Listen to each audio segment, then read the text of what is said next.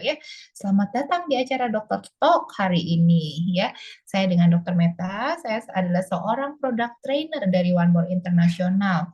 Nah, pada hari ini kita akan membahas mengenai kanker.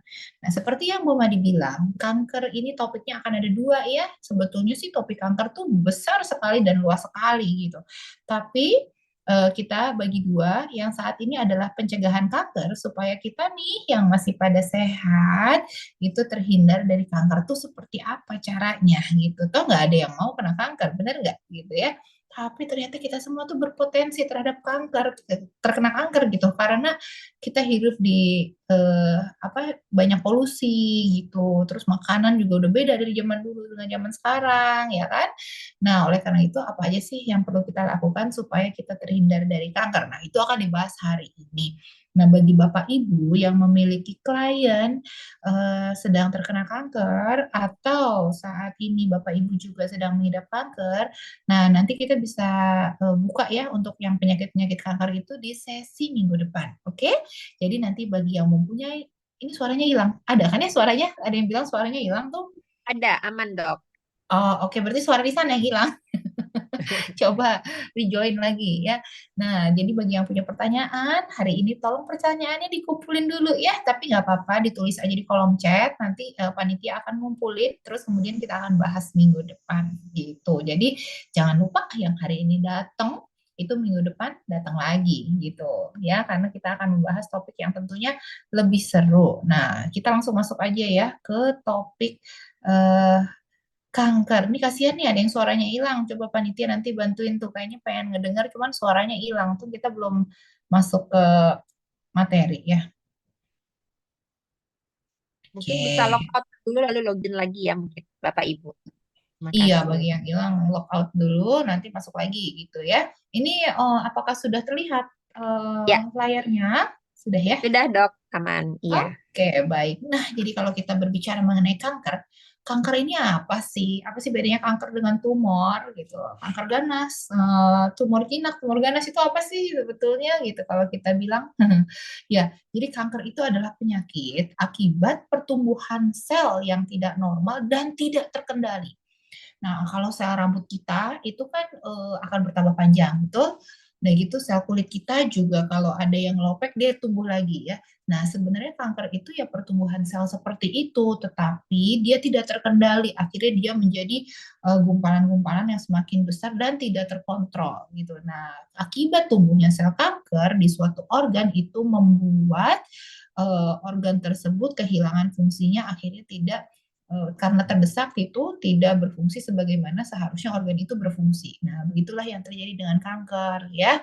Jadi secara alami ketika sel pada tubuh manusia itu menjadi tua atau menjadi rusak, mereka itu akan mati selnya. Kemudian digantikan dengan sel-sel baru. Harusnya seperti itu ya.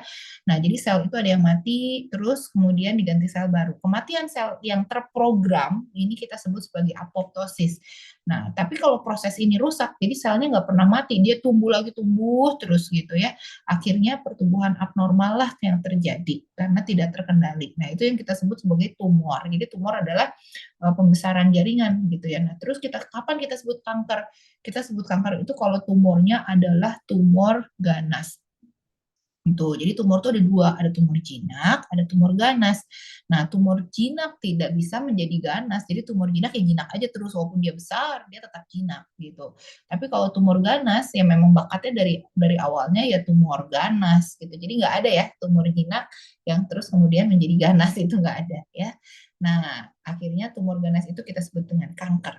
Nah, kanker ini punya dua sifat. Yang pertama adalah sifatnya invasif, artinya dia itu kayak akar pohon, Bapak Ibu. Nah, dia bisa menembus kemana-mana ke seluruh jaringan, berakar, akhirnya pindah-pindah gitu ya, dan apa masuk ke dalam nempel. Terus kemudian dia berakar dan dia tumbuh di situ. Nah, selain itu dia juga bisa metastasis atau pindah sesuai dengan penjalarannya, bisa menjalar lewat kelenjar limfatik kita atau bisa juga menjalar lewat pembuluh darah ke organ-organ lainnya. Akhirnya disebutnya kankernya udah menjalar kemana-mana nih gitu ya. Itu namanya metastasis ya.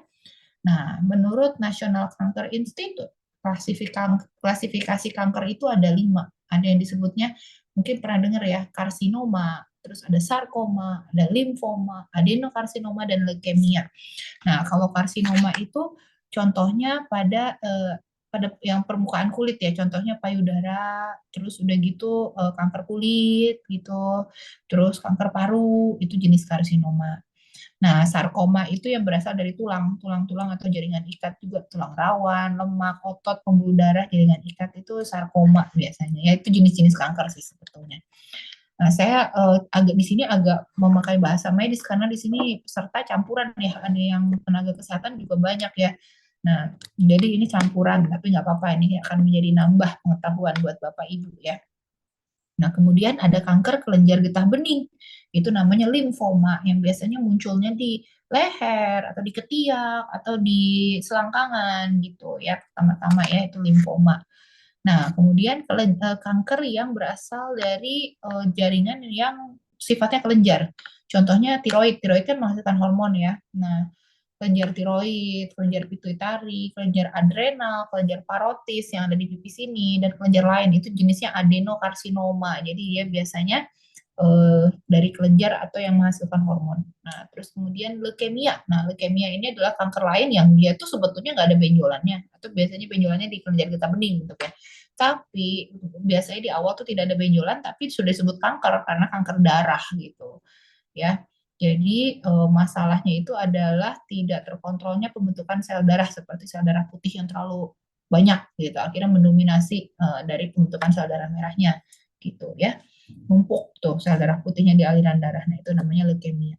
Oke. Nah, data kanker di Indonesia itu paling laki-laki dengan perempuan tuh beda. Nah, pada laki-laki kita harus hati-hati terhadap kanker paru-paru, ya, kemudian kanker usus atau kolorektal, kanker liver, kanker nasofaring. Nasofaring tuh yang biasanya gejala awalnya tuh ada mimisan-mimisan. Terus kanker prostat. Ya. Nah, kalau pada wanita yang paling banyak itu menderita adalah kanker payudara dan yang kedua adalah kanker leher rahim. Padahal kita tahu nih leher rahim ini sebetulnya bisa dicegah dengan vaksinasi, tapi masih aja menduduki peringkat kedua di Indonesia ya. Oke. Nah, kenapa seseorang bisa terkena kanker? Jadi, ada 4 faktor resiko nih kalau dikelompokin. Faktor biologis, makanan dan pola hidup, faktor lingkungan, dan faktor psikologis. Dari biologis ini, 5% kanker itu adalah keturunan. Jadi kalau orang tuanya ada kanker, itu bisa turun. Contohnya kanker payudara, kanker endometrium atau kanker rahim. Jadi beda ya antara kanker rahim dengan kanker leher rahim. Itu beda Bapak Ibu. Nah, kalau kita lihat nih, ini adalah gambar rahim kita. Ini rahimnya ya. Nah, ini adalah leher rahim. Nah, di bawah sini adalah vagina. Nah, leher rahim adalah bagian bawahnya sini. Ya, ini disebabkan karena human papilloma virus biasanya. Nah, ini kanker yang ditularkan sebetulnya bukan diturunkan. Tapi kalau kanker ovarium, kanker rahimnya sendiri itu adalah kanker yang sebetulnya ada gennya. Jadi dia diturunkan. Terus kemudian penyebab lain adalah virus dan bakteri. Ini adalah masuk ke apa namanya ke pengelompokan biologis juga karena virus dan bakteri adalah makhluk biologis ya. Nah, kanker serviks disebabkan oleh human papilloma virus. Sirosis disebabkan oleh hepatitis B dan C. Nasofaring disebabkan oleh Epstein-Barr virus ya. Nah, terus kemudian faktor resiko kanker yang lain yang juga penting dan seharusnya bisa kita kontrol adalah makanan dan pola hidup. Nah, kadang-kadang ini kita nggak sadar nih, kita makan tuh nggak pakai mikir karena apa yang ada di depan mata langsung dimakan tanpa tahu cara bikinnya kayak gimana gitu ya. Nah, kita sebetulnya lebih sehat kalau bisa bikin makanan itu sendiri karena kalau kita terima masakan kita nggak tahu nih apakah ini pakai zat pengawet bahan-bahannya. Terus kemudian hati-hati terhadap pewarna buatan. Jadi kalau melihat makanan dengan warna-warni itu kalau saya sih udah nggak mau pegang tuh. Ada warnanya merah, kuning, hijau, biru. Waduh gitu kan. Ini warnanya pakai warna apa nih gitu ya. Terus kemudian pemanis buatan, perasa buatan, atau misalnya sayuran-sayuran dengan pestisida yang kita nyucinya nggak bersih. Terus kemudian pupuk-pupuk buatan yang ternyata kemakan sama kita pupuknya gitu ya pas lagi disemprotin di daun-daunnya terus nyucinya kurang bersih terus kita makan. Ya, nah terus makanan yang dipanggang itu juga tinggi karsinogen, apalagi sampai gosong-gosong gitu ya. Makanan dibakar atau digoreng dengan minyak jelantah, minyak yang udah berkali-kali pakai gitu ya. Nah, itu juga membuat tubuh lebih rentan terkena kanker, terutama kanker-kanker di daerah kolorektal atau kanker di saluran cerna. Ya, nah, faktor lingkungan ini juga kadang-kadang tidak bisa dihindari. Contohnya kayak polusi udara, kita gimana ya mau milih udara yang kita hirup ya, susah juga ya. Nah, jadi semakin banyak polusi udara, itu sebetulnya semakin banyak radikal bebas yang kita terima dalam tubuh kita. Nah, sinar matahari, sinar ultraviolet atau sinar apapun, nah hati-hati juga bagi petugas kesehatan yang bekerja di CT scan atau X-ray gitu ya. Mereka sih udah biasanya harusnya udah uh, ini udah ada caranya sendiri tuh dari Batan untuk pakai ini harus ada liburnya gitu ya. Nah, terus satu lagi yang saya mau highlight adalah penggunaan tembakau atau rokok. Ternyata banyak sekali walaupun iklan rokok udah di mana-mana dibilangin ya ini bisa menyebabkan apa kanker, bisa menyebabkan penyakit jantung, tapi tetap aja orang ngerokok banyak ya. Nah, padahal kita udah bilang gitu kasih tahu bahwa tembakau ini atau merokok itu manfaatnya itu sebetulnya lebih banyak mudarat daripada manfaatnya ya, tapi tetap aja orang terus merokok ya. Nah, kemudian faktor psikologis nih, kok bisa sih ada orang kanker dari faktor psikologis tuh gimana? Jadi ternyata dengan adanya stres, stres itu dapat melemahkan respon imunitas tubuh gitu. Nah, kalau stres membuat imun kita turun, itu akan mempermudah sel kanker menyerang ke tubuh. Karena kemampuan sel imun untuk mengenal dan melawan sel kanker tersebut itu tidak berfungsi dengan baik gitu. Jadi orang apalagi kalau udah makanya kenapa orang kalau udah diagnosa kanker terus dia stres tuh kayaknya kankernya lebih cepat banget growingnya gitu ya, tumbuhnya lebih cepat banget gitu karena ya tubuhnya jadi nggak punya imunitas untuk melawan sel asing itu. Tuh. Nah, faktanya sepertiga kematian kanker itu berhubungan dengan 6 pola hidup ini. Yang pertama adalah obesitas atau kegemukan. Jadi yang saat ini coba dihitung ya, nanti nonton lagi program Fat to Fit beberapa sesi sebelumnya. Nah, yang dikatakan obesitas itu apa sih? Berat badan yang obesitas itu apa gitu ya. Nanti dicek ya, udah masuk kadar obesitas belum nih kita semua di sini. Nah, itu harus diperbaiki gitu. Karena obesitas itu adalah ibu dari segala macam penyakit. Salah satunya kanker, diabetes, sakit jantung gitu.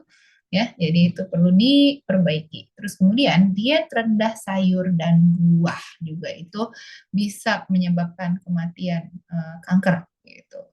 Terus kemudian kurang aktivitas fisik ya, jadi kurang olahraga gitu.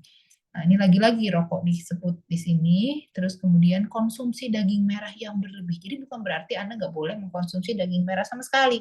Sebetulnya daging merah itu tetap bisa dipakai, nggak harus jadi vegetarian gitu ya. Nah, tapi kalau konsumsinya berlebih, bukannya zat besi yang bertambah atau apa namanya protein yang dibutuhkan tubuh gitu, tetapi karsinogennya yang makin nambah di tubuh kita. Jadi segala sesuatu tidak boleh berlebih, ya. Terus penggunaan alkohol juga, ya itu ternyata berhubungan dengan kanker. Nah, ini adalah jenis kanker yang ditularkan. Jadi kalau tadi saya bilang ada kanker yang diturunkan dan ada juga kanker yang ditularkan. Artinya apa? Penyebabnya adalah eh, makhluk hidup gitu, bukan makhluk hidup, sorry, virus bukan makhluk hidup ya. Jadi maksudnya agent biologis gitu. Jadi sebetulnya kalau ditularkan ini harusnya bisa tidak terjadi dengan cara jangan sampai ketularan virus tersebut atau bakteri tersebut gitu ya.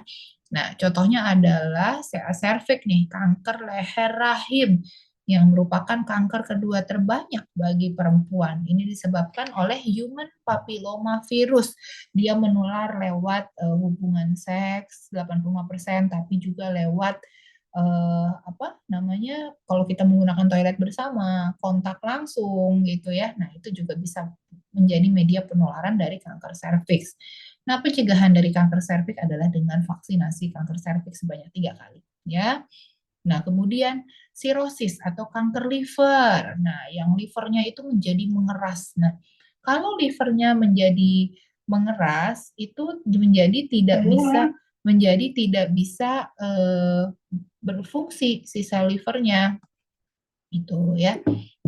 Nah, itu disebabkan oleh virus hepatitis B dan hepatitis C. Caranya gimana? Kalau hepatitis C sampai saat ini belum ada vaksinnya, tapi hepatitis B itu ada vaksinnya. Nah, menularnya lewat apa? Kedua virus ini menular melalui darah, ya. Nah, jadi kalau hati-hati loh Bapak Ibu yang suka pinjem-pinjeman gunting kuku nih di kantor nih. Harusnya gunting kuku itu satu orang satu gunting kuku ya.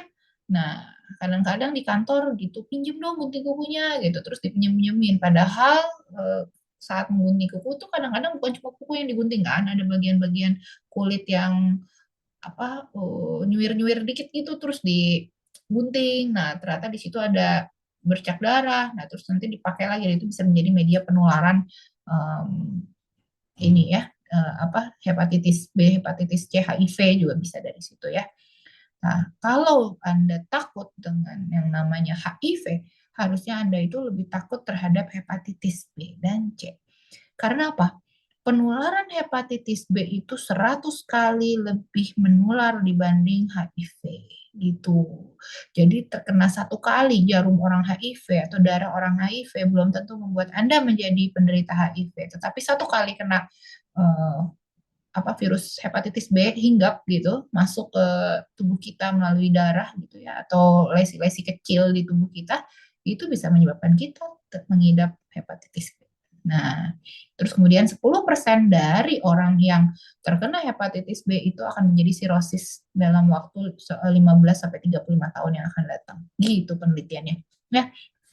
Nah, kemudian eh, apa kanker yang ditularkan lagi adalah salah satunya nih leukemia atau limfoma itu juga disebabkan oleh infeksi virus. Jadi pertama-tama bisa ada infeksi virus yang menyertainya dulu gitu ya. Nah, karsinoma nasofaring yang tadi saya ceritain, biasanya orangnya itu gejalanya awalnya itu kok udah dewasa masih mimisan-mimisan gitu ya. Kan harusnya udah dewasa itu udah nggak ada mimisan lagi gitu. Kalau anak di bawah 7 tahun masih ada mimisan itu masih wajar ya. Tapi kalau udah dewasa itu harusnya udah nggak ada mimisan. Nah, kalau udah ada mimisan-mimisan gitu, ya, nah itu harus dicek apakah ada Epstein-Barr virusnya yang menyebabkan seseorang bisa terjangkit kanker pada nasofaring gitu. Biasanya dokter THT nih yang memeriksanya ya, meneropong pakai teropong gitu. Nah, kemudian human herpes juga itu bisa menyebabkan kaposi sarkoma, sama seperti HIV bisa menyebabkan sarkoma kaposi ya. Nah, untuk kanker lambung sendiri, lambung juga bisa kena kanker ternyata ya. Biasanya disebabkan oleh Helicobacter pylori. Jadi bagi yang sering-sering sakit mah gitu ya, bukan mah malam-malam mah bukan ya, sakit mah atau sakit lambung gitu. Nah, itu tuh harus dicek sakit lambung itu karena telat makan, karena asam lambung tinggi, atau karena memang adanya namanya bakteri Helicobacter pylori. Nah, itu adalah salah satu bakteri yang bisa hidup di dalam lambung atau tahan dengan keasaman lambung. Oke. Nah, sekarang mengenai terapi kanker. Kalau kita ketahui orang kanker tuh dikasih obat apa aja? Bisa di kemoterapi, artinya diinfus oleh sebuah obat gitu ya, beberapa obat, sorry bukan sebuah, beberapa obat, kemudian dimasukkan ke tubuh kita dengan tujuan mematikan sel kanker tersebut. Itu namanya kemoterapi ya. Kemudian bisa juga dengan bedah nih, beberapa kanker itu harus dioperasi dulu gitu supaya ukurannya mengecil gitu. Diambil sel kankernya kalau bisa diambil dengan luas supaya memastikan tidak ada sel kanker yang tertinggal gitu ya. Kemudian bisa diberikan radioterapi, jadi disinar nih, biasanya berpuluh-puluh kali nih disinar supaya benar-benar mati tuh selnya ya gitu. Jadi terjadi kematian sel pada sel yang kita targetkan gitu. Terus kemudian ada lagi yang namanya imunoterapi. Ini juga disuntik-suntikin supaya berharap sel tersebut yang kita suntikan itu mematikan sel kanker ya, atau terapi hormon. Ini pada hormon pada prostat juga bisa dilakukan terapi hormon. Oke. Nah, itu terapi-terapi kanker. Tentunya yang namanya kita menterapi seorang yang penderita kanker itu sangat menguras biaya. Memang sih saat ini ada BPJS gitu ya, kita bisa pakai BPJS, tapi siapa yang mau kena kanker, bener nggak? Karena eh, kanker itu masalah yang kalau orang udah kena tuh udah jadi kayak shock gitu ya, gitu. Pertama nih kankernya bisa disembuhkan nggak nih kita? Tuh harapan hidupnya bagaimana? Nah, tiap kanker itu juga berbeda, harapan hidupnya berbeda, derajat kesembuhannya. Kemudian tiap kanker juga kita harus tahu stadiumnya udah stadium berapa. Nah, itu akan outcome-nya tuh akan berbeda juga, gitu ya. Nah, tapi hari ini kita nggak bahas tentang penyakit. Hari ini kita membahas tentang bagaimana kita yang masih sehat ini semua bisa mencegah kanker. Nah, apalagi kalau kita tahu kita punya keturunan keluarga yang meninggal karena kanker atau terkena kanker gitu. Nah, kemungkinan kita juga ada gennya nih gitu, sama seperti diabetes ya. Jadi ada orang yang punya gen diabetes tapi belum tentu kena diabetes kalau dia gaya hidupnya bagus. Nah, ini juga sama, kanker juga begitu. Jadi ada orang yang diturunkan gennya, tapi belum tentu dia terkena kanker kalau dia bisa memodifikasi gaya hidupnya. Oke, jadi kalau kita tanya, bisakah kanker dicegah? Nah, kanker itu bisa dicegah dengan cara apa? Mengeliminasi faktor-faktor resiko kanker. Kalau kita tadi udah ini kan membicarakan bahwa faktor resiko kanker itu ada faktor biologis ya, yang tadi itu hormon, virus, bakteri, keturunan. Terus faktor makanan dan pola hidup ya, artinya kita bisa pilih dong makanan-makanan yang kita harus pilih, jangan memakan makanan yang dengan warna buatan, pengawet, pemanis buatan ya. Terus kemudian jangan pilih makanan-makanan yang dibakar sampai gosong-gosong gitu. Nah, lingkungan hindarilah yang namanya tembakau, polusi udara sebisa mungkin ya. Jadi kalau misalnya harus jalan di jalan raya gitu, terus berpapasan dengan banyak kendaraan ya jangan lupa pakai masker. Itu kan lumayan ada saringannya ya. Nah, kemudian jangan stres juga ya secara psikologis gitu. Nah, kenali bahwa tubuh kita itu memiliki gen kanker atau tidak itu bisa dicek dengan saat ini genetic testing. Nah, jadi genetic testing ini adalah cara untuk membreakdown seluruh DNA kita. Jadi sekarang tuh udah ada pemeriksaan ya Bapak Ibu ya. Nah, ini sebenarnya banyak pemeriksaannya di mana-mana nih. Jadi DNA kita bisa diambil sampelnya bisa dari darah, bisa dari swab dalam pipi nih, dari kayak swab tapi bukan di hidung. Kalau kita waktu COVID kan selnya di hidung ya, dicoloknya ya. Ini di dalam pipi gitu. Gitu. Terus kemudian selnya diambil, dites nih DNA-nya dibuka, rangkaian DNA-nya terus dicari. Adakah gen-gen kanker di dalam DNA kita? Nah, itu bisa diketahui juga nih saat ini seperti itu. Nah, kemudian setelah itu juga kanker bisa dikenali resikonya dengan deteksi dini. Jadi kalau pemeriksaan darah ada pemeriksaan namanya tumor marker atau pap smear untuk serviks ya, atau CT scan paru atau CT scan perut gitu. Kalau memang sering-sering masalah perut, jadi jangan dibiarkan saja. Lebih baik kita melakukan medical check up gitu supaya mengetahui. Jadi kalaupun memang benar ada kankernya, bisa diketahui dari stadium yang masih kecil atau masih dini gitu. Nah, Bapak Ibu pernah tahu nggak ini artis siapa namanya? Ada yang tahu nggak? Nah, kelihatan ya hitam putih ya. Artis yang memotong payudaranya, tahu nggak? Ada yang tahu? Coba kalau tahu boleh ditulisin tuh di apa namanya di kolom chat. Nanti Mbak Made bisa kabarin saya ada yang jawab nggak itu artis siapa nih yang dia memotong payudaranya? Ada yang nulis nggak? Coba. Angelina Jolie. Terus ada juga yang bilang Yeay, Jupe. betul.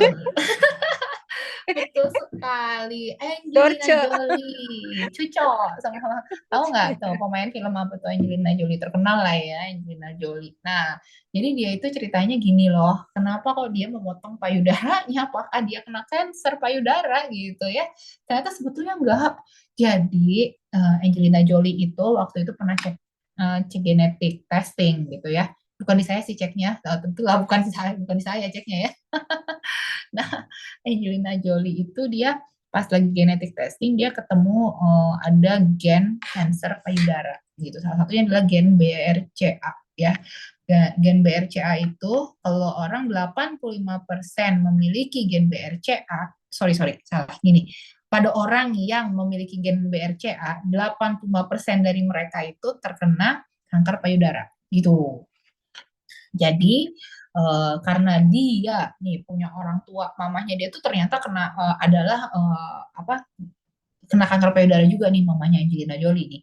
Akhirnya dia tahu, wah berarti kalau gitu saya 85% berisiko terkena kanker payudara kan gitu. Nah akhirnya sebelum dia kena kanker payudara, dia potong payudaranya, dia ganti pakai silikon. Jadi pas lagi kita lihat ya sebenarnya payudaranya biasa aja gitu ya, karena sebetulnya udah diganti dengan silikon gitu.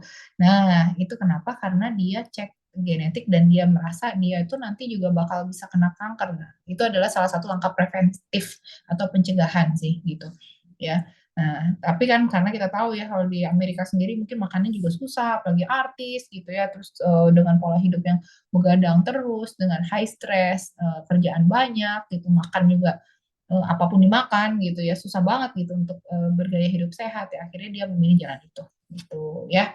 Nah, Nah, ini yang mau saya highlight adalah nutrisi. Jadi kalau kita tadi bilang salah satunya yang penting itu eh, tadi kalau ngerokok ya udah jangan ngerokok gitu ya kan. Nah, terus kan kalau nutrisi itu yang penting seperti apa sih? Nah, kita kalau kita melihat tanaman, kita punya tanaman di rumah, supaya tanaman kita tumbuh subur, tumbuhnya baik, kita harus beri nutrisi yang baik, benar nggak? Dengan pupuk yang baik ya. Nah, jadi tubuh kita juga demikian. Jadi perlu nutrisi-nutrisi yang tepat untuk tubuh supaya tubuh itu sehat, kuat, tahan banting gitu, tahan penyakit gitu ya. Sama kan kayak tanaman biar tahan banting juga gitu kan. Tahan dengan segala cuaca gitu ya. Nah, jadi nutrisinya tuh apa aja sih yang diperlukan? Nah, kita malam hari ini akan membahas mengenai nutrisi penghambat kanker ya. Nah, di sini banyak sekali yang kita bisa ketahui. Pertama adalah yang perlu untuk supaya kita jauh-jauh nih dari penyakit kanker itu tentunya kita perlu, oh udah ini tiba-tiba ada yang ini mati ini ya, sorry sorry sebentar. Nah, udah balik lagi ya. Nah, ini nutrisi, wah ini sebenarnya ini kayaknya terhubung.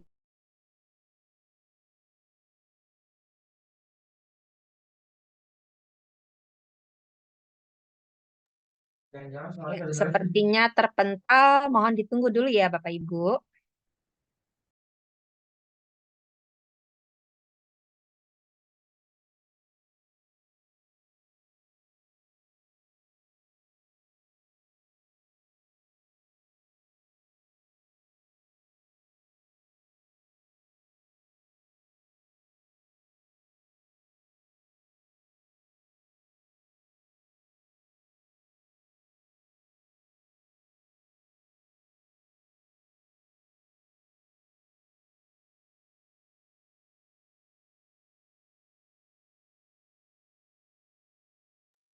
Ya, siap.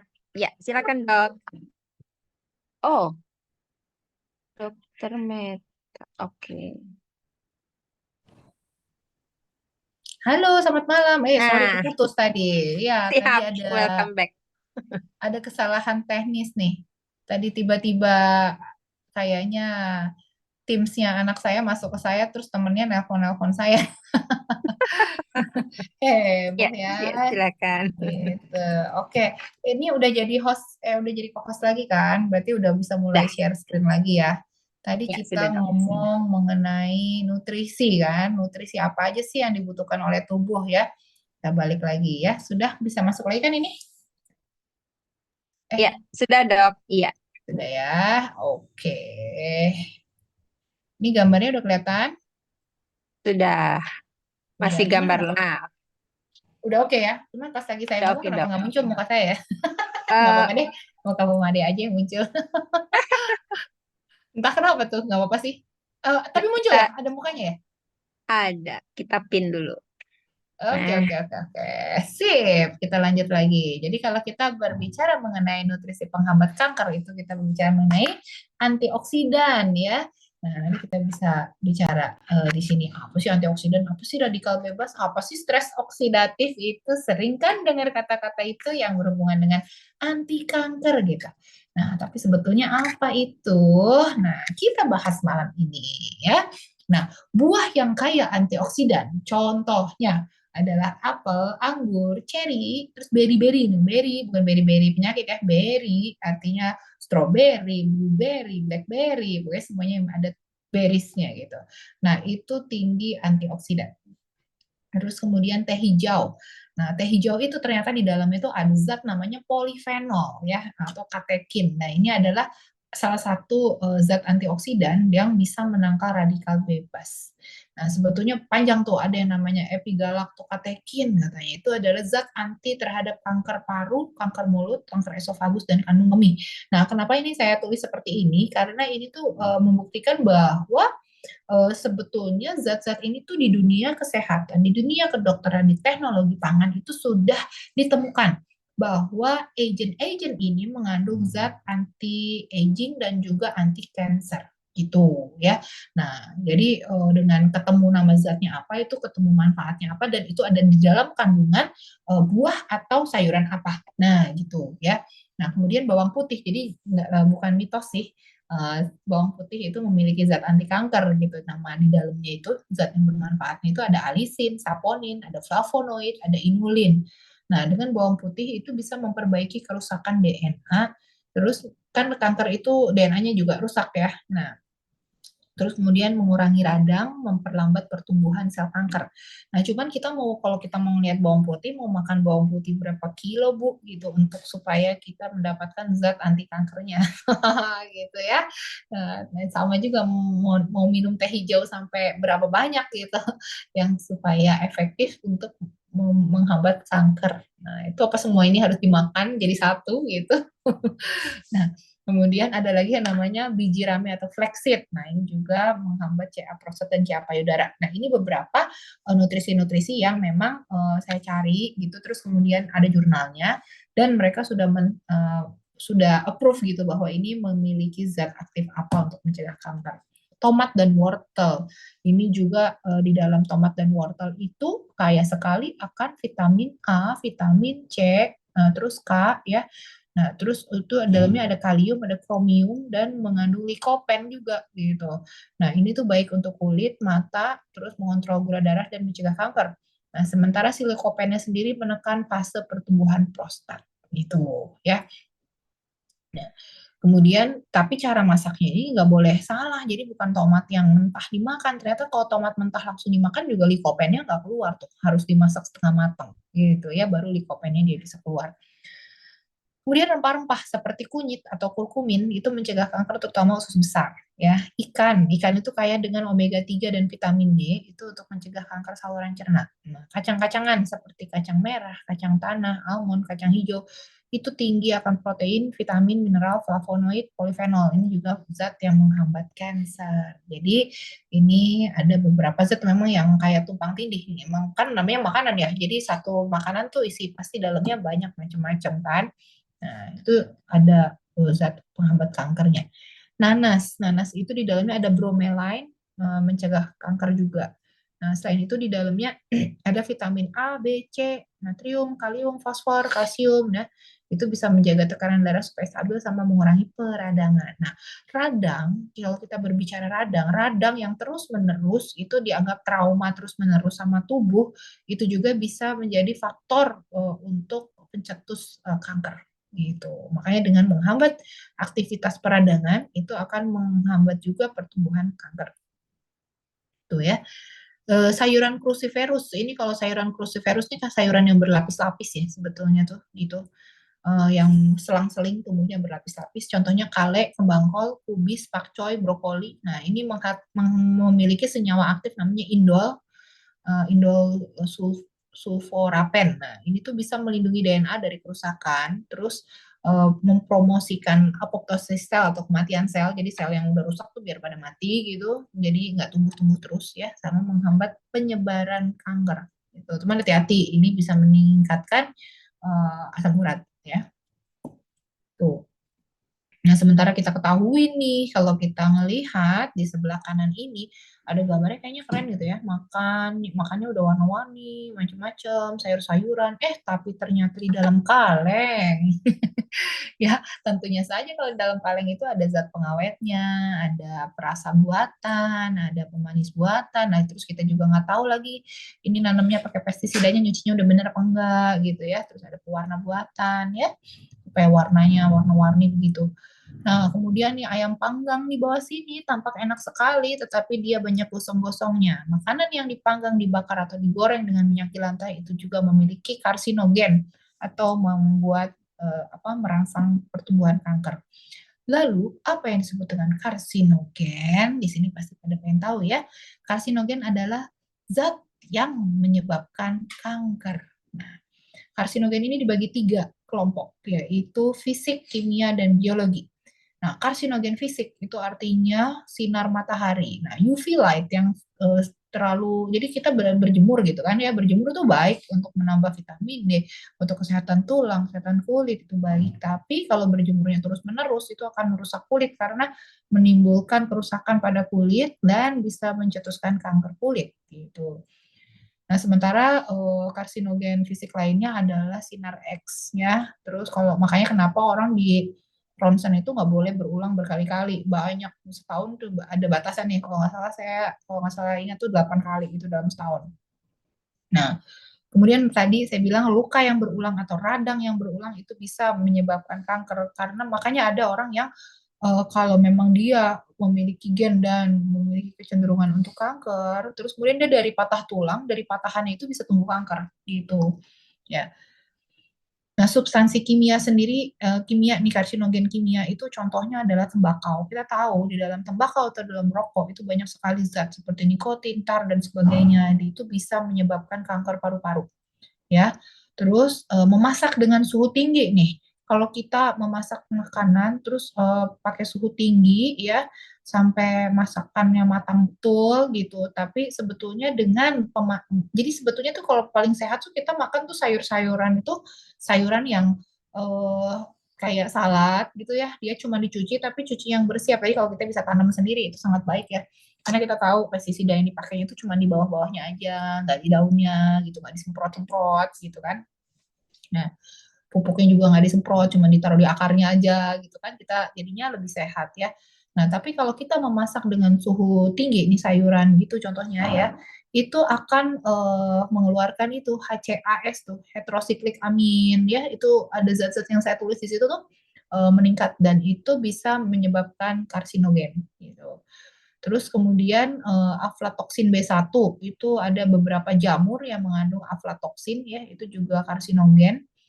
Nah, kemudian kalau kita minum minuman beralkohol, tadi kan di awal saya udah bilang salah satunya adalah minuman beralkohol ternyata bisa menyebabkan kanker. Jadi yang sekarang masih suka minum minuman beralkohol, ya asetaldehid gitu, nah atau etanol itu merangsang pembentukan estrogen dan kita tahu itu merangsang kanker, ya. Nah, alkylating agent contohnya kadang-kadang memang obat apa tuh namanya obat eh, cancer sendiri kemoterapi contohnya adalah siklofosfamid gitu itu juga bisa mencetuskan kanker yang lain tapi bukan berarti ini obat nggak boleh dipakai gitu ya tetap bisa dipakai cuman yang namanya obat itu memang pisau mata dua gitu jadi kita bisa pakai kadang-kadang terlalu besar itu bisa menyebabkan efek sampingnya yang muncul gitu ya. Jadi memang harus hati-hati. Tapi bukan berarti tidak boleh dipakai ya. Ini di data bisa menyebabkan kanker limfoma dan leukemia. Nah, karsinogen biologi adalah contohnya virus onkogenik, jadi virus-virus yang menyebabkan kanker yang tadi kita udah bahas menjadi kanker yang ditularkan ya. Nah, sekarang kita bahas mengenai radikal bebas. Wah, sekarang nih banyak banget nih kita ngomongin tentang radikal bebas. Apa sih radikal bebas itu? Sebebas apakah itu si radikal? Ya. Nah, jadi sebetulnya kalau kita melihat radikal bebas itu, jadi ada sekelompok bahan kimia nih. Kalau kita bilang ada struktur kimia sebuah barang itu kan atau makanan atau apapun gitu ya, itu sebetulnya ada struktur kimianya ya enggak gitu ya. Bahkan karbon sendiri atau arang sendiri itu adalah sebuah karbon gitu kan. Daging juga adalah ada karbonnya. Nah, itu jadi semua yang ada di dunia ini ada struktur kimianya. Nah, kita lihat struktur kimia itu paling kecilnya itu kan strukturnya adalah atom gitu ya. Nah, atom-atom kemudian bersatu jadi molekul. Nah, molekul ini kita lihat nih kalau ini gambar atom ya. Ini susah dimengerti ya kalau bukan orang sains gitu mungkin agak sulit. Nah, pokoknya gambarnya begitulah ya. Ini ada atom-atom bergabung gitu, beberapa atom bergabung jadi molekul. Nah, molekul-molekul ini kan terdiri dari berbagai atom ya. Nah, terus ada atom yang memang terpisah nih, harusnya nih molekul besar berikatan dengan molekul kecil berikatan dengan ada atom-atomnya. Nah, ini ada misalnya ada satu atom yang hilang gitu, tapi tangannya masih ada, itu namanya radikal bebas gitu ya. Jadi dia tuh ada elektron tapi tidak berpasangan dengan atom yang lainnya. Jadi dia tangannya kemana-mana, jadi bebas gitu, punya elektron bebas. Nah, kecenderungan zat yang memiliki elektron bebas seperti ini dia akan berikatan karena dia nggak bisa tuh tangannya tuh lepas-lepas sendiri tuh nggak bisa. Jadi dia berusaha untuk mengambil mencuri elektron yang lain yang ada di dalam tubuh kita, di dalam DNA kita atau di sel kita. Akhirnya dia berikatan dengan atom yang lain gitu di elektronnya, jadi supaya dia nggak lepas-lepas tangannya gitu kan. Nah itu kayak zombie gitu, jadi nanti yang sebelahnya jadi lepas lagi, jadi bebas, radikal bebas lagi, kemudian dia cari lagi memakan elektron, mencuri elektron lain pada molekul kita yang sehat lagi yang lain. Jadi kayak zombie ya, menular terus, akhirnya makanya kenapa growingnya makin lama makin banyak, itu yang terjadi.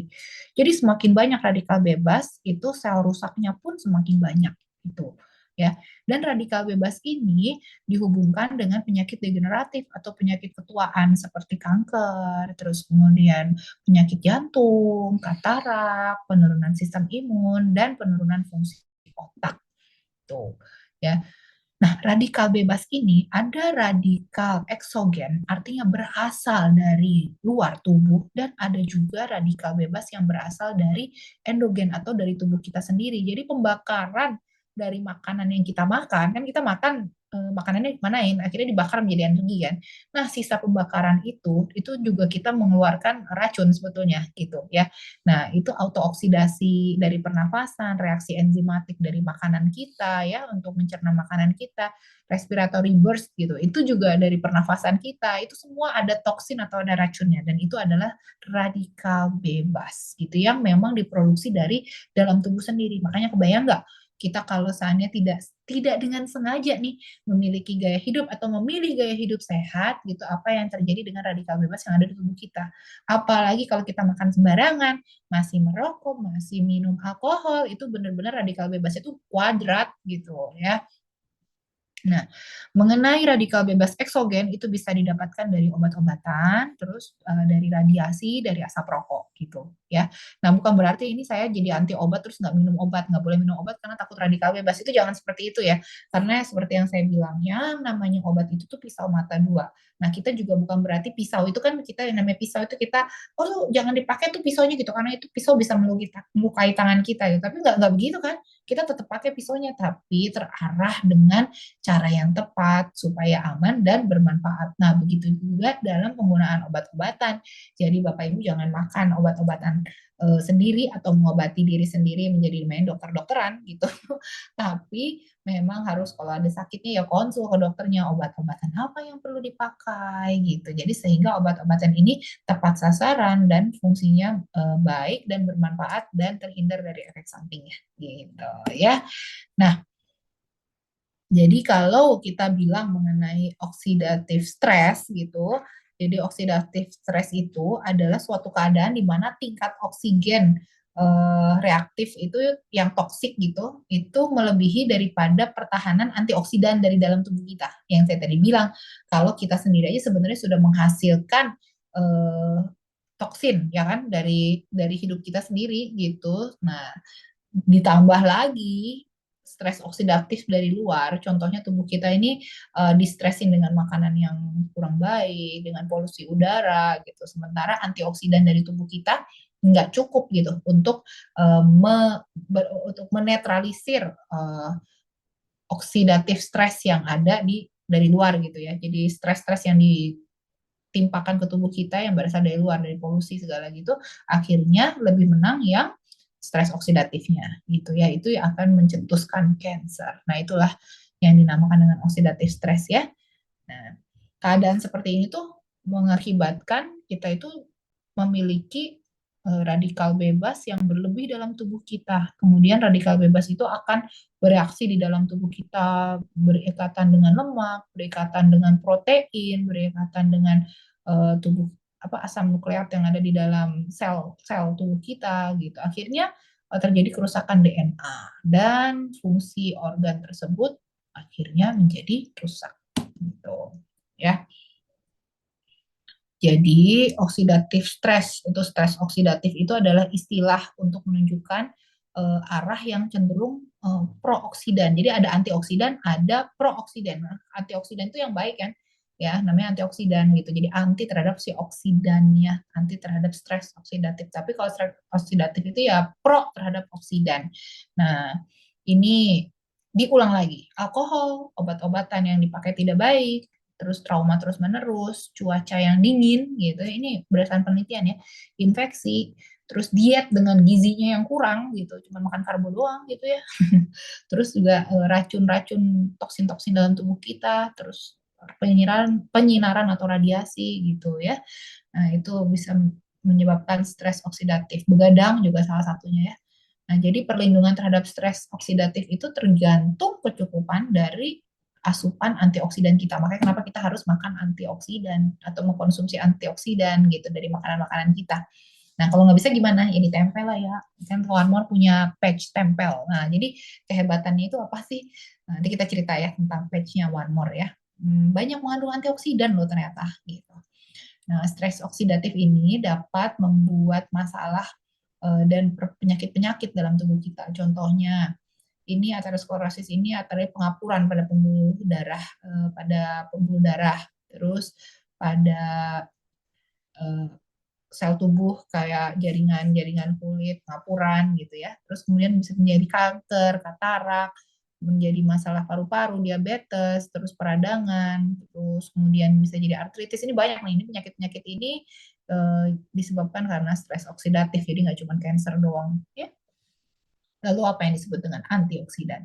Antioksidan ini membantu menghentikan proses perusakan sel dengan cara memberikan elektron. Kan tadi dia ngiketin elektron dari tubuh kita kan, yang si apa elektron bebas itu radikal bebas, namanya radikal bebas, dia udah bebas radikal lagi kan, Bapak Ibu gampang ingatnya ya. Nah, jadi dengan kita mengkonsumsi antioksidan atau banyak antioksidan di dalam tubuh kita, itu dia akan memberikan elektron kepada radikal bebas. Jadi si elektron itu tidak perlu merusak tubuh kita, dia cukup berikatan dengan antioksidannya aja gitu ya. Jadi tahu ya malam ini kenapa antioksidan itu penting dalam tubuh kita ya, dan bagaimana cara dia mencegah kanker, yaitu dengan berikatan, memberikan elektron kepada si radikal bebas. Jadi nggak sempat tuh berikatan dengan elektron yang ada di dalam DNA sel kita ya. Nah, antioksidan ini akan menetralisir radikal bebas, jadi dia tidak mempunyai kemampuan lagi untuk mencuri elektron dari sel DNA kita. Ya, antioksidan ini mengurangi perusakan yang disebabkan oleh radikal bebas gitu. Nah, kelompok antioksidan itu banyak ya. Jadi jenis antioksidan itu banyak. Ada vitamin C, vitamin E, terus ada karotenoid ini yang banyak di dalam wortel. Terus glutathione. Nah, glutathione ini sendiri sebetulnya diproduksi oleh liver kita, tapi kadang-kadang tidak cukup ya. Makanya kita membutuhkan tambahan dari luar. Terus asam lipoat. Nah, ada lagi antioksidan seperti ini, superoksid dismutase SOD ya namanya. Atau glutathione peroksidase ini rumit dan kalau dihafal kayaknya bikin rambut keriting ya. Ya cukup tahu aja lah ya Bapak Ibu kalau baca jadinya ini apa sih gitu pas lagi baca sesuatu di Google tuh jadi udah tahu gitu. Nah, terus metal binding protein, ferritin, lactoferrin ini adalah banyak kelompok-kelompok dari antioksidan gitu. Terus ada juga berbagai antioksidan, contohnya dari tanaman namanya fitonutrien gitu ya. Jadi ini berasal dari tanaman antioksidannya. Nah, vitamin C dan vitamin E sebagai antioksidan itu penting sekali dalam tubuh kita karena apa? Cara kerjanya adalah melindungi asam lemak dan sel-sel. Nah, sel tubuh kita itu kan ada lemaknya, ada sel lipid namanya. Jadi di semua sel kita itu ada lapisan yang namanya fosfolipid. Nah, supaya tidak mudah rusak, nah itu perlu dilindungi oleh antioksidan gitu ceritanya. Nah, kalau kita melihat sekarang pada produk One More nih, produk One More Transdermal nih yang efektif untuk anti cancer tuh apa aja sih? Nah, kita bisa pelajari ya, sama di dalamnya ini ada apa aja. Tadi kan udah lihat ya, kalau baca lagi slide-slide sebelumnya udah lihat tuh antioksidan tuh apa. Terus bisa dicocokin nih sebetulnya sama di dalamnya One More Patch ini dalamnya ada apa aja. Nah, bagi yang pada hari ini baru pertama kali datang, saya perkenalkan bahwa One More itu memiliki banyak produk. Produknya itu bentuknya patch. Jadi kayak kayak Hansaplast gitu bentuknya ya. Tapi stiker ya. Nah, si stikernya kayak stiker ada kain gitu, terus kemudian ditempel di tubuh kita ya. Nah, dengan teknologi nano, nutrisi-nutrisi yang ada di dalam patch itu akan disampaikan ke dalam pembuluh darah kita. Jadi kadang-kadang ada orang yang merasa bahwa, oh kok nempel satu patch ini aja, emangnya bisa efektif ya? Bisa masuk ya nutrisinya? Ya bisa, karena dia punya teknologi nano yang bisa tembus sampai pembuluh darah. Gitu. Jadi efektif sekali. Sebetulnya teknologi ini sudah lama dipakai di dunia kedokteran. Contohnya ada obat hipertensi yang saat ini tuh nggak diminum tapi ditempel aja, yang pandesartan itu ada. Terus kemudian morfin tempel juga ada untuk orang yang udah kena cancer atau rasa sakitnya berlebih gitu ya. Nah itu tuh ada patch namanya morfin, namanya Durogesic tuh dulu. Terus ditempel itu langsung efektif mengurangi rasa nyeri. Terus drowsiness juga ada, agak ngantuk-ngantuk itunya juga terasa walaupun cuma patch aja karena dia memang bisa tembus sampai pembuluh darah. Nah, One More ini memiliki banyak nutrisi-nutrisi hebat itu di dalam patch-nya ya. Nah, kita selalu bahas nih, nanti bahas diabetes, bahas tentang hipertensi, bahas stroke itu kemarin-kemarin. Pada hari ini kita bahas mengenai cancer ya. Nah, apa aja sih yang agent anti cancer yang ada di dalam transdermal nano ini? Oke, jadi bagi yang baru datang hari ini dan belum pernah ikut sesi saya sebelumnya, saya sangat anjurkan untuk nonton sesi 1 sampai sesi berapa kemarin? Sesi 9 apa ya? Gitu. Ya. Nah, itu ditonton dari awal jadi Anda bisa tahu secara keseluruhan apa itu transdermal one more ini gitu ya. Nanonya, patch-nya itu gimana cara kerjanya itu lengkap di sana ya. Minimal yang nomor 1, sesi nomor 1 itu harus tahu ya. Nah, di dalam PNG atau painless night glue ini ya, glue-nya itu dari glukosamin, di dalamnya itu ada kalium. Ini saya nggak tulis semua detailnya ya karena udah di sebelumnya, tapi saya mau bahas mengenai agent anti cancernya. Di dalamnya itu ada kalium, kromium, vitamin A, C, K gitu ya. Terus kemudian ada, oh ini masih campur aduk nih, ini aja deh. Nah, ini aja yang di ini nggak pas. Ada painless night blue, terus kemudian ada ladies night, ada gentleman night. Ini jangan kebalik makanya ya, yang ladies pakai yang ladies, gentleman pakai yang gentleman ya, jangan sampai kebalik ya Bapak Ibu gitu. Warnanya udah gampang sih, yang pink buat ibu-ibu, yang biru itu ya buat bapak-bapak ya. Terus kemudian melatonin sama B12 plus ya, B12 plus ini yang kita highlight bukan B12-nya, tapi di dalam sini yang anti cancer adalah vitamin C dan vitamin E-nya. Ini melatonin ini hormon hormon tidur. Ya, kenapa bisa anti cancer? Nanti kita lihat. Nah, di dalam painless night blue itu kita memiliki ginseng merah Korea di dalamnya ya. Ini adalah satu antioksidan ya. Kita tahu bahwa radikal bebas ini menyebabkan proses penuaan, kanker dan penyakit saraf gitu. Nah, di dalam ginseng itu ada namanya ginsenosida, bukan genosida ya, ginsenosida. Ini fungsinya adalah menormalisasi biomarker yang biomarker stres oksidatif dan ini sudah terbukti, udah ada jurnalnya. Orang yang menggunakan ginseng merah Korea itu diukur nih kadar stres oksidatifnya, ternyata kadar stres oksidatifnya menurun gitu. Jadi artinya bisa berfungsi sebagai antioksidan dan anti cancer ya. Dengan penggunaan ginseng merah ini meningkatkan enzim antioksidan yang tadi saya bilang, golongan antioksidan kan banyak tuh ya. Nah, ini ada superoksid dismutase nih SOD gitu. Nah, terus ada juga yang lain-lain nih, contohnya ini CAT ya, ini terus glutathione peroksidase ya, ini enzim katalase ya.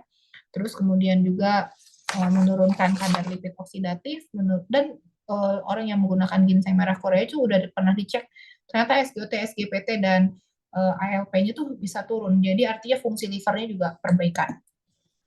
Itu. Nah, stres oksidatif ini akan bermanfaat sekali, bukan berarti, maksudnya si penurunan stres oksidatif ini akan bermanfaat sekali bukan hanya untuk kanker aja, tetapi pada diabetes, sakit ginjal, fibrosis liver, penyakit vaskular, saraf, penuaan, dan kanker. Ya, jadi penggunaan painless night blue ini bermanfaat untuk itu. Nah, untuk yang clinical trial yang saat ini sedang beredar dan dikerjakan untuk penelitian, ya, jadi penelitiannya tuh masih terus ongoing dan dicari gitu ternyata ginseng merah Korea ini ini Korean red ginseng ya, ini pakai bahasa Inggrisnya, dia itu bisa menjadi sebuah zat yang apa ini menghambat radikal bebas pada olahragawan gitu. Ini kan olahragawan tuh kan sebetulnya tadi saya bilang ada namanya radikal bebas atau karsinogen yang berasal dari endogen dari tubuh kita sendiri, yaitu proses metabolisme, proses pembakaran lemak, proses pokoknya kita capek gitu ya, itu menghasilkan stres juga kan buat tubuh kita. Nah, dengan penggunaan Korean ginseng merah Korea ini bisa menurunkan radikal bebas yang berasalkan dari endogen tubuh kita gitu. Terus kemudian pada perokok juga udah diteliti dia bisa menurunkan marker stres oksidatif. Nah, terus diteliti juga nih pada orang sehat gimana? Ternyata pada orang sehat yang menggunakan ginseng merah Korea itu kadar kolesterol, trigliserida dan lipid yang teroksidasinya juga menurun dan meningkatkan enzim. Ini enzim yang antioksidan ya, superoksid dismutase dan katalase ya. Sulit ya bahasanya. Pokoknya intinya yang mau disampaikan adalah ginseng merah Korea ini efektif sebagai antioksidan untuk mencegah kanker. Itu. Ini hasil penelitiannya. Rumit. Nah, ini jurnalnya ya. Nah, vitamin C dan vitamin E tadi udah dibahas ya. Jadi sebagai antioksidan, vitamin C itu memberikan perlindungan terhadap kerusakan sel akibat stres oksidatif dengan menghilangkan spesies oksigen reaktif. Ini bahasanya terlalu rumit ya. Pokoknya intinya ini dua vitamin penting untuk tubuh untuk menangkal radikal bebas supaya selnya nggak pada rusak gitu ya. Nah, ini ada Ladies Night dan Gentleman Night nih. Bagi yang baru kaget, baru kaget bahwa tahu ternyata ini bisa menjadi anti cancer ya. Padahal ini seperti yang kita ketahui ada manfaatnya lagi yang lain nih untuk kesuburan ya, terus kemudian untuk kejantanan pria ya kalau yang Gentleman Night ini ya. Itu. Tapi di dalam sini ada ginger, jahenya, ada ginsengnya juga di dalam Gentleman dan Ladies Night ini ya. Nah, jahe. Jadi kalau kita bilang mengenai jahe, ini sudah ada penelitiannya tentang jahe itu bahwa dengan penggunaan jahe ini itu akan meningkatkan antioksidan aktivitas gitu. Aktivitas antioksidannya meningkat. Bahkan udah diukur tuh berapa kali lipatnya tuh udah ada penelitiannya ya. Nah, di dalam jahe itu ada zat yang namanya gingerol dan sogaol. Nah, ini adalah zat yang bermanfaat sebagai antioksidan. Nah, kalau kita mau makan jahe, berapa banyak jahe yang mau dimakan gitu. Sama seperti vitamin C, kadang-kadang berapa banyak jeruk yang harus kita makan untuk mendapatkan kadar vitamin C yang cukup. Nah, kalau sudah di dalam bentuk ekstrak dan ditempel di tubuh kita gitu, itu kan sudah dalam bentuk ekstraknya gitu. Jadi nggak sampai repot dan kita udah tahu gitu, itu pasti masuk ke dalam tubuh kita, gitu ya. Oke. Nah, ini mengenai melatonin. Ini ada patch juga yang ditempel. Sekarang banyak banget loh, nggak cuma One More aja nih yang punya punya nutrisi tempel melatonin. Itu banyak yang jualan juga sebetulnya. Tapi yang punya One More ini oke banget karena di dalamnya tuh eh, ada ada mawarnya, ada wangi-wanginya, ada lavendernya juga gitu. Jadi ada efek aromaterapinya juga gitu ya. Nah, ternyata kekurangan melatonin di dalam tubuh ini menurut penelitian berhubungan dengan terjadinya kanker prostat dan kanker payudara loh, itu ya. Jadi melatonin itu bisa mencegah kankernya spreading dan tumbuh gitu pada kanker prostat dan payudara. Udah gitu bisa juga membuat si kanker itu lebih sensitif dalam pengobatan ya, lebih sensitif untuk dilakukannya kemoterapi. Jadi kadang-kadang cancer juga nggak semuanya mati tuh. Di kemo itu nggak semuanya mati si cancernya. Karena ada yang sensitif terhadap kemo, ada yang tidak sensitif gitu. Jadi kayak kebal aja dia terus di kemo. Nah, dengan diberikannya melatonin ini membuat si sel cancer itu lebih sensitif supaya di kemo itu bisa pada mati selnya. Itu ya. Terus kemudian menghambat angiogenesis. Artinya apa? Kalau pada sel kanker, itu sel kanker kan bisa tumbuh terus karena ada pembuluh darah yang ngasih makan si kansernya itu. Nah, itu pembuluh darah itu di stop pertumbuhannya oleh melatonin gitu ya. Oke, sebagai kesimpulan, ini pas banget ya ngomongnya ya. Sebagai kesimpulan, jadi kalau kita berbicara mengenai kanker, itu dari normal, sel normal kita. Kalau kita lihat sel normal itu selalu gambarnya bulat, bagus, terus kemudian kenyal, pokoknya bagus lah gitu, kayak kulit kita, kulit bayi gitu ya. Nah, kayak kita ngeliat tomat deh, tomat makin lama makin busuk kan habis gitu, mungkin makin membusuk-membusuk ini terjadi namanya stres oksidatif. Jadi kalau normal sel kita seperti ini, terus kemudian selnya itu eh, di attack atau di apa ya, di attack itu combat apa ya nama bahasa Indonesianya, diserang. Nah, diserang oleh radikal bebas. Nah, kita juga kalau diserang sama kaum radikal gimana tuh rasanya ya. Nah, sel kita itu kalau diserang sama radikal bebas, itu sel kita tuh akan kewalahan kalau kita tidak punya mekanisme pertahanannya atau antioksidannya. Itu akhirnya selnya itu penuh dengan stres oksidatif gitu. Jadi akhirnya selnya rusak, itu yang terjadi dan timbullah kanker gitu ya. Jadi pentingnya antioksidan. Nah, ini persis banget gambarnya, lucu banget saya temuin di internet nih. Nah, ini ada namanya radikal bebas. Ini kayak monster gitu ya. Dia tuh punya tangan. Saya bilang dia punya tangan kewer-kewer, tapi tangannya dia tuh akan mencuri eh, apa atom dari sel sehat. Makanya sel sehat ini terancam. Makanya dia mukanya gini, gitu ya. Nah, begitu dia mau ngambil atom yang dari sini sel sehat, nah si antioksidan ini dia ngasih ini nih ambil aja punya saya nih. Akhirnya dia si radikal bebasnya tidak menjadi radikal bebas kembali. Nah, itu fungsinya ya. Jadi jangan lupakan antioksidan dalam tubuh Anda ya. Oke. Oke, sepertinya pembahasan kita nih demikian. Mungkin di benak Bapak Ibu banyak pertanyaan ya. Atau wah ternyata banyak banget nih malam hari ini ada 242 orang ya bersama dengan kita. 242.000. Keren. Iya, Ya, semoga bermanfaat. Saya kembalikan ke Bu Made ya. Ini siapa tahu ada yang mungkin punya pertanyaan, nggak apa-apa ditulis dulu. Nanti tolong panitia catetin ya. ya, baik. Baik, Dokter Meta, terima kasih ilmunya luar biasa ya. Catatan saya penuh ini. Kasih angka 999 buat Dokter Meta malam ini ya. Ilmunya luar biasa ya. Saya baru tahu ternyata tomat kalau dimasak setengah matang lebih bagus ketimbang tomat langsung dimakan ya, Dok. Iya, karena likopennya keluar justru. Itu Ya, cara luar mengeluarkan biasa. likopennya. Makanya kalau kita makan di hotel gitu, tomatnya kayak dipanggang setengah matang kan? Masih berbentuk Bener. tomat tapi empuk-empuk gitu. Nah, itu sebenarnya cara Ya, masak yang betul. Iya. bener, bener, bener, bener, baik. Baik, karena dokter setelah ini akan ada kegiatan lagi teman-teman, jadi kita akan tutup ya Zoom malam ini ya dokter ya. Terima kasih Iya, banyak. Ini teman-teman kalau pertanyaannya boleh tadi saya belum melihat ada yang ngechat, kayaknya di pending ke minggu depan ini kayaknya pertanyaannya dok. udah mulai banyak yang ngechat itu. Iya, Sebetulnya udah chatnya angka banyak nih. 99. Tadi Ada bukan yang chat. nulis-nulis panjang juga, kayaknya tadi saya lihat. Nah, Ya dok, itu ini juga angka ada. 99-nya yang panjang itu dok. Oh iya, iya. Ya lah ya. Sama ini, kalau udah kanker Oh stadium ada 4 apa beberapa. bisa tertolong katanya. Nah, itu kita Oh bahas iya, di iya. minggu depan ya. Ya, Ini ada ada yang Pak nanya juga, di mana Nasir. bisa dapatkan produknya? Berarti ada yang mau beli produk tapi nggak tahu beli Oh, di mana. luar biasa, biasa ya. Oke, Heeh. teman-teman panitia sudah mencatat ya pertanyaan yang ada ya. Baik, ini sudah semua ya kecatat. Ada Pak Nasir, sudah ada juga. Minggu depan ya Pak Nasir akan direspon oleh dokter ya.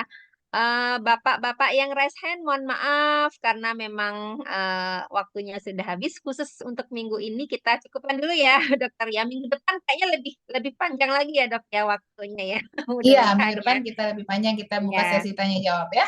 Ya, Oke. baik, baik. Ya, baik. Demikian teman-teman, Bapak Ibu, untuk Zoom Produk Talk malam ini kita akan akhiri dan terima kasih Dokter Meta atas waktunya, atas ilmunya. Terima kasih Bapak Ibu atas kehadirannya. Kita ketemu lagi minggu depan. Pastikan Bapak Ibu juga hadir dalam Dokter Talk minggu depan ya, karena merupakan sesi lanjutan dari sesi malam ini. Oke, baik. Untuk teman-teman tim player, mudah-mudahan sudah kecatat semua ya, ke copy semua pertanyaannya. Minggu depan kita bahas lagi. Baik, terima kasih waktunya, Dokter Meta, Bapak Ibu semuanya. Selamat malam. Sampai jumpa pada Selamat Dokter Talk minggu malam. depan. Sampai ketemu minggu Bye-bye. depan ya. Terima kasih, Dokter. Terima kasih, teman-teman Good Team Player. Pak Julius, Bu